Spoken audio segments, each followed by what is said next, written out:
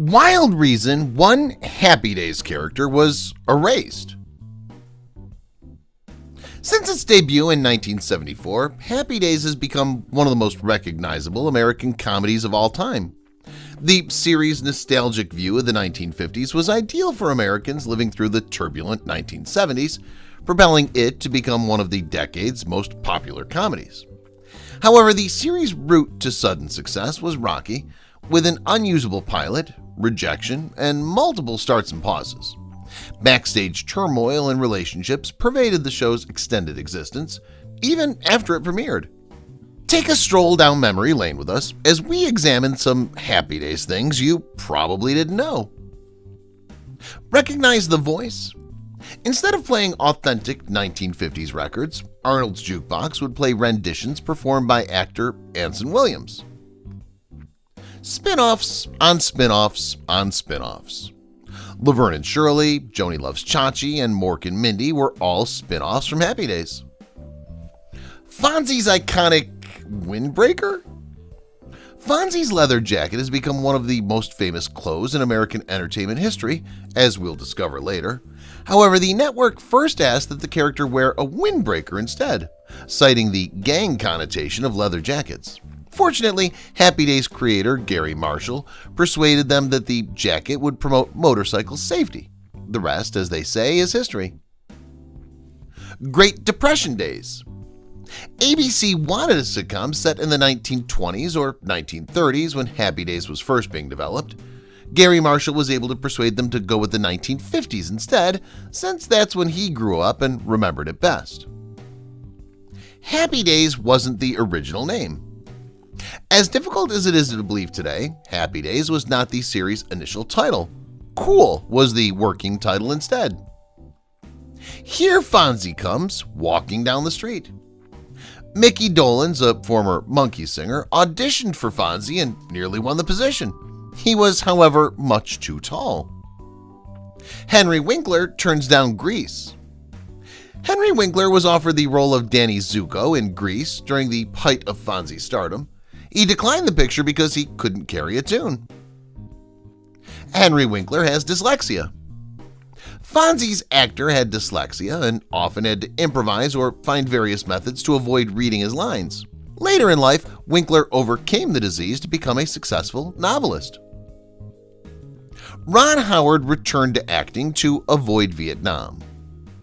Ron Howard aspired to be a filmmaker after spending his youth performing on The Andy Griffith Show.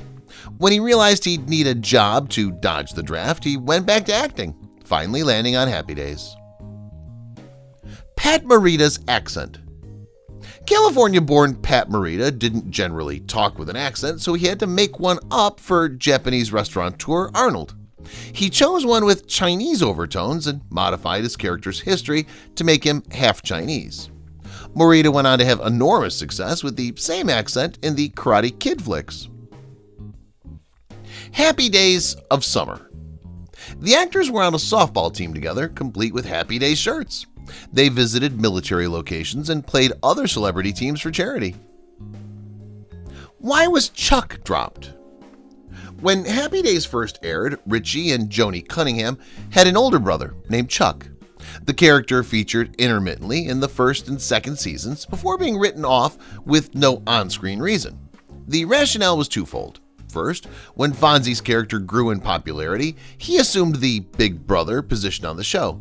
Second, fans never warmed to Chuck, whose every appearance included him clutching a basketball or eating a sandwich. Fonzie's bike went to auction.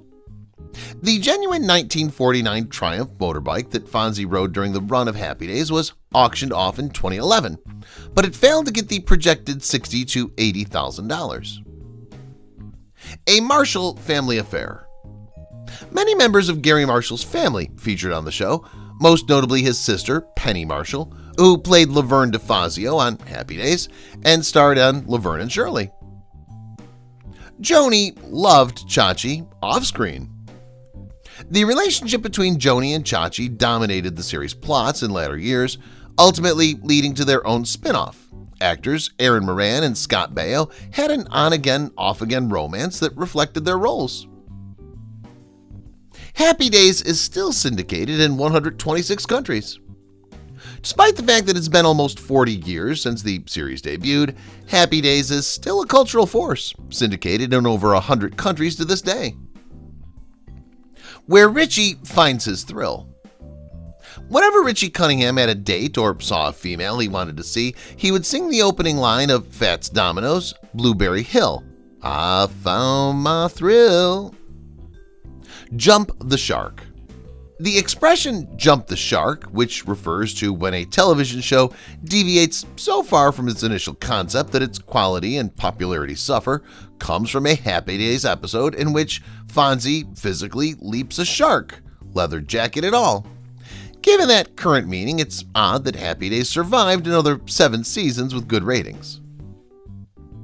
ABC initially passed.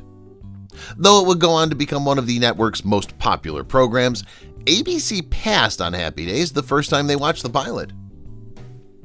Over its run, the series had 3 theme songs. Happy Days featured Bill Haley's classic Rock Around the Clock as its theme tune during its first season.